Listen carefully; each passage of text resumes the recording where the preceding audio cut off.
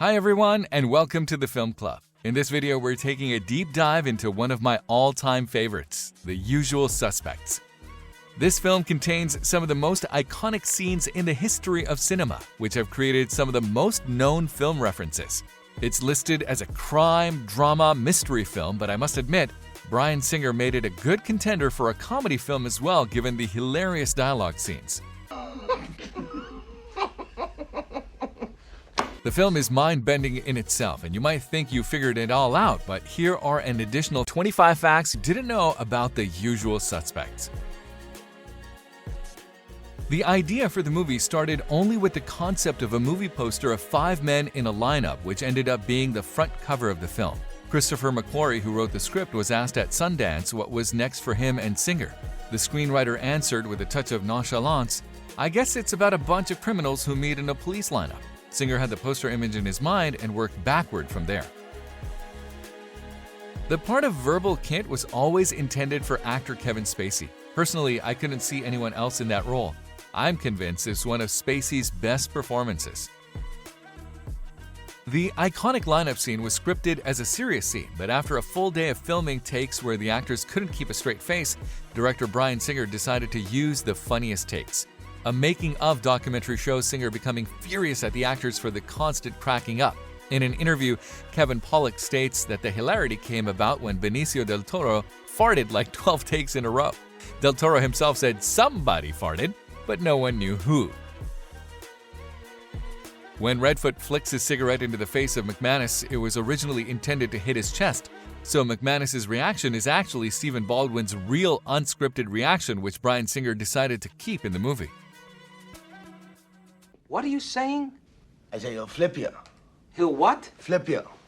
In the commentary track, it is mentioned that Benicio del Toro chose to make Fenster's dialogue unintelligible because Fenster's only real purpose was to die as an example to the other characters. So it doesn't matter what he says. Kevin Pollak jokingly laments that del Toro is such a skilled actor that he took what was meant to be nothing but a throwaway character and stole every scene he was in. The writer of the script, Christopher McQuarrie, had previously worked for a detective agency, and this influenced the depiction of criminals and law enforcement officials in the script. Benicio del Toro's bizarre dialect in the film was reportedly so unintelligible that during one scene, Stephen Baldwin actually forgot his cue, unable to understand del Toro. The film shot on a budget of $6 million over a period of 35 days, and it grossed over $23 million. So all in all, a sound investment.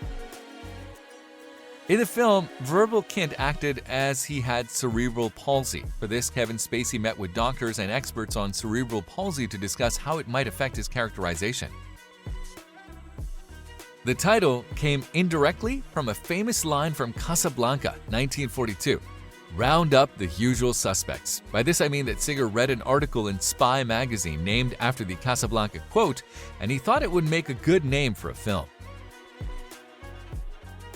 Christopher McQuarrie's inspiration for the character of Kaiser Soze was a real-life murderer by the name of John List, who murdered his family and then disappeared for 17 years. I think maybe there could be a complete video dedicated to Benicio del Toro's character. Another fact about his character was that all the other actors were encouraged to ad-lib spontaneous reactions to del Toro's oddball vocal stylings. Verbal Kint's legendary quote, "The greatest trick the devil ever pulled was convincing the world he did not exist," was actually a real quote from the French poet Charles Baudelaire. Additionally, this quote also appears in End of Days, 1999, which also features Gabriel Byrne and Kevin Pollak. All of the characters' names stem from the staff members of the law firm and the detective agency that Christopher McQuarrie worked at when he was young.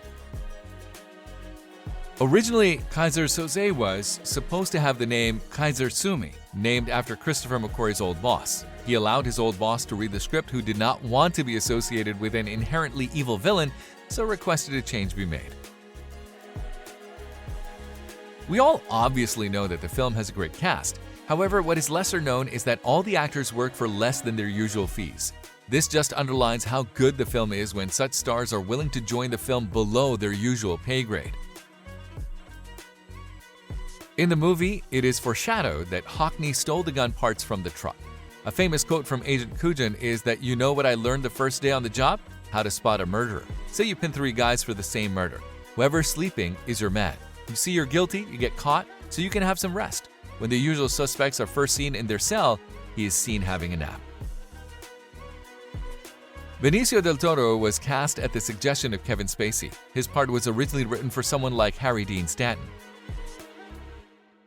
Kevin Spacey had been so impressed with Bryan Singer's first film, Public Access, 1993, that he told him he wanted to be in his next film when he met the young director, after a screening at the 1993 Sundance Film Festival. Gabriel Byrne originally turned down the film, not believing that the filmmakers could pull it off.